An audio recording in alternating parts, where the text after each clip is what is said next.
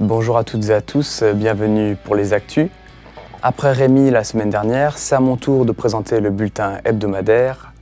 On commence tout de suite avec le sommaire de ce vendredi 15 janvier.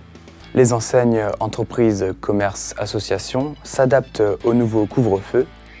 Depuis dimanche dernier, il faut être chez soi dès 18h et non plus 20h. Une nouvelle mesure qui a un impact non négligeable. Rencontre avec un restaurateur local pour voir comment il s'adapte. C'est une tradition depuis plus d'un siècle. Après les fêtes de fin d'année, les sapins sont brûlés. À Gundershofen, en plus du broyage, la municipalité a collecté les conifères des particuliers pour faire un feu symbolique le samedi 9 janvier. Retour sur les décisions du dernier conseil communautaire en fin d'année dernière, la tarification 2021 des déchets ménagers, les barèmes pour les périscolaires et le choix de l'opérateur pour la fibre sur tout le territoire étaient à l'ordre du jour. Depuis ce dimanche 10 janvier et à l'heure où l'on enregistre, le couvre-feu est passé de 20h à 18h dans le Bas-Rhin. Cette mesure implique d'arrêter toutes les activités non essentielles après cette heure-là. Certains restaurateurs s'adaptent et mettent, si possible, en place un service de livraison quand la vente à emporter est limitée par l'heure. Franck et son frère sont les seuls à continuer de travailler dans le restaurant. Suite aux différentes annonces, ils s'adaptent tant bien que mal pour proposer des plats à leurs clients. Donc dans barquette individuelle, pareil, Covid oblige. Et ça va être donc à la demande possible d'être soit en emporté chaud, soit en froid d'office, prêt à réchauffer chez vous. Donc ça va dépendre de la demande du client, tout simplement. À partir de 11h le matin, jusqu'à 17h l'après-midi, puisqu'un couvre-feu à 18h. Les contacts sont très courts entre Franck et sa clientèle. Du coup, depuis le premier confinement mi-mars, l'équipe passe plus de temps sur les réseaux sociaux et a augmenté sa visibilité. 1 heure par jour, il poste des photos, des vidéos, des recettes. Il démarche les clients et les partenaires. Une situation inédite et pas forcément évidente psychologiquement et économiquement. Pour l'instant, le drive permet de survivre, on ne peut pas le dire autrement, du fait qu'il y a quand même une grosse perte de chiffres, puisqu'un restaurant, c'est un calcul complexe sur plein de marges différentes, sur plein de produits vendus. Nous, on a fait le choix de changer toutes les semaines nos cartes, nos suggestions, et en même temps, on a fait aussi le choix, dès le premier confinement, de prendre des barquettes dites écologiques. Et de ce fait, les coûts de production sont supérieurs à un service normal au relais du bois.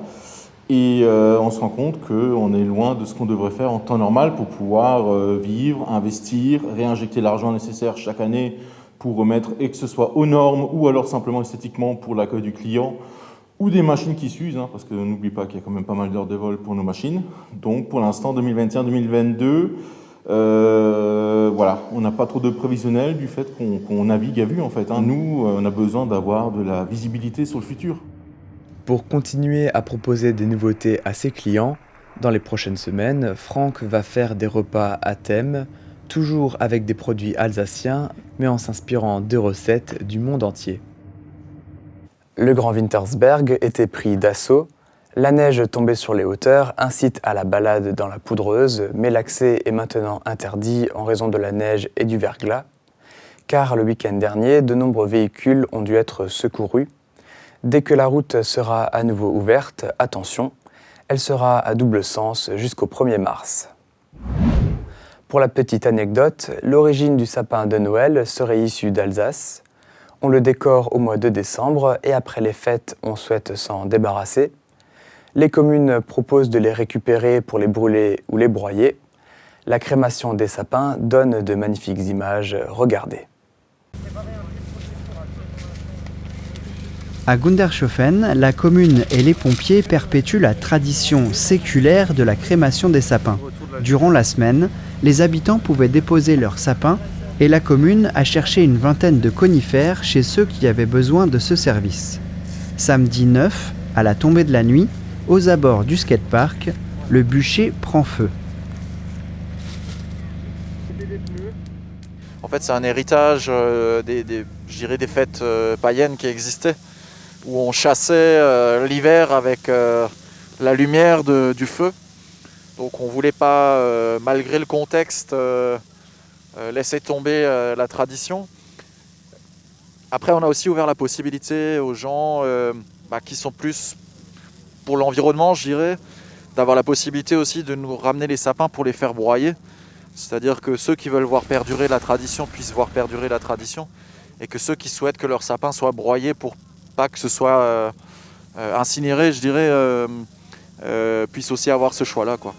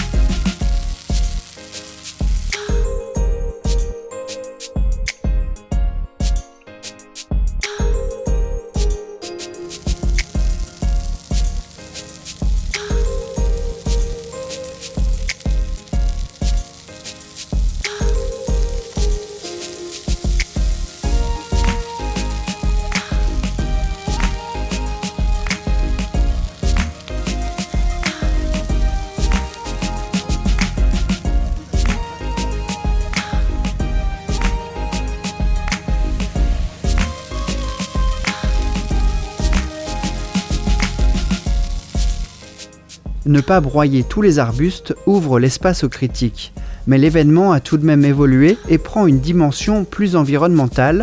L'opération de broyage sera même répétée.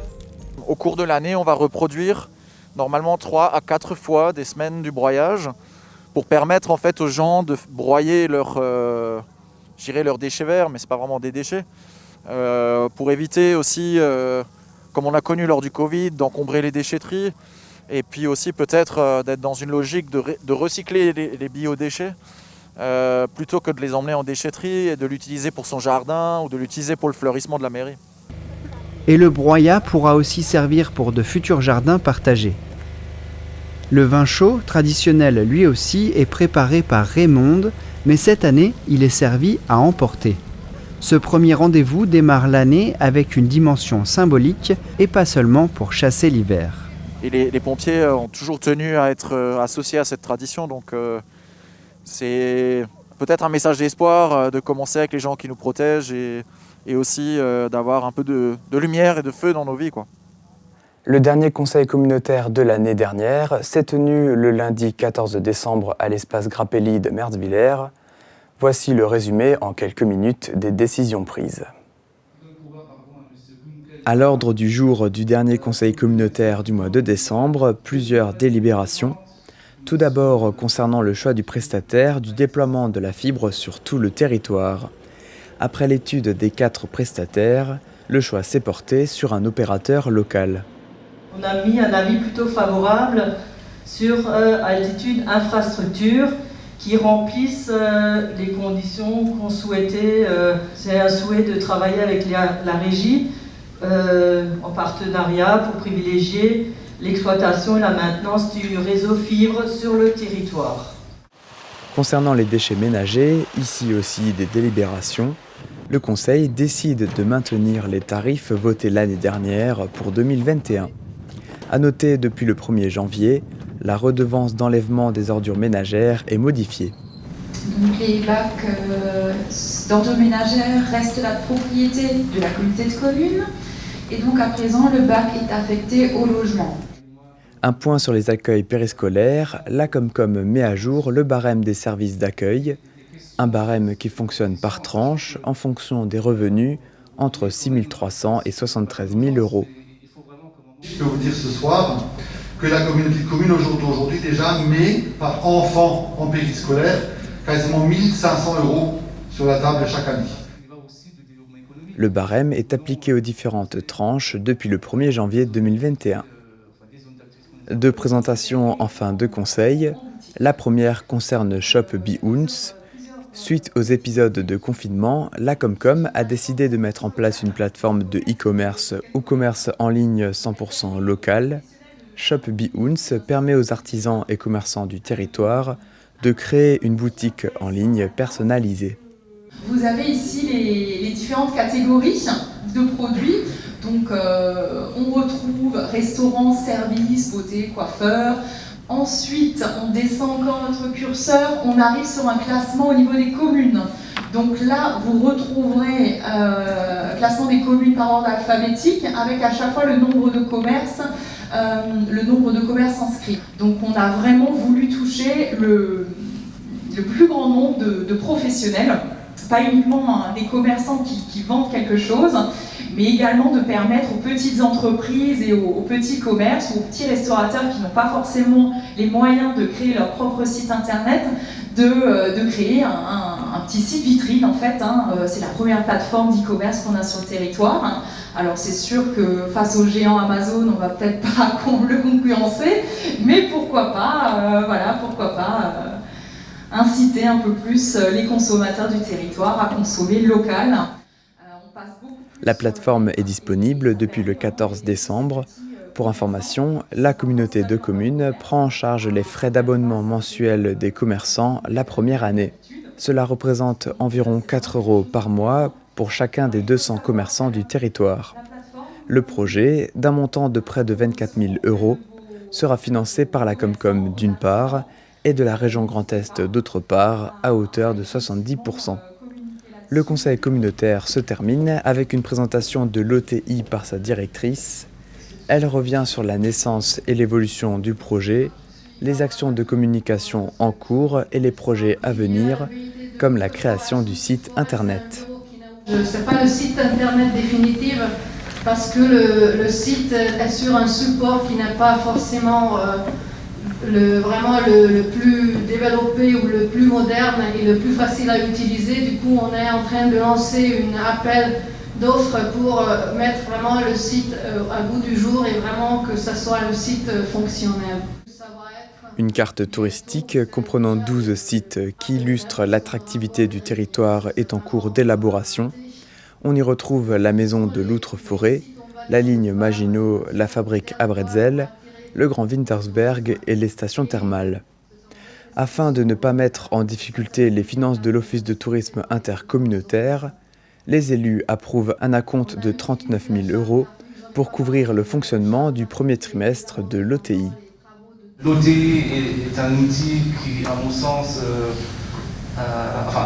qui est un bel outil, qui doit être un bel outil pour développer le tourisme. Mais vous savez que lorsqu'on investit, il faut donner des moyens pour que l'outil qu'on a créé puisse fonctionner correctement. Les élus se retrouveront en 2021 pour le prochain conseil communautaire début février. C'est tout pour les actus. Tout de suite, on continue avec l'interview de la semaine. Le nouveau président des Metsmer Lotse parle des actions et des projets de l'association. Puis Iliane nous présente Overwatch, un jeu vidéo. C'est dans la Chronisport.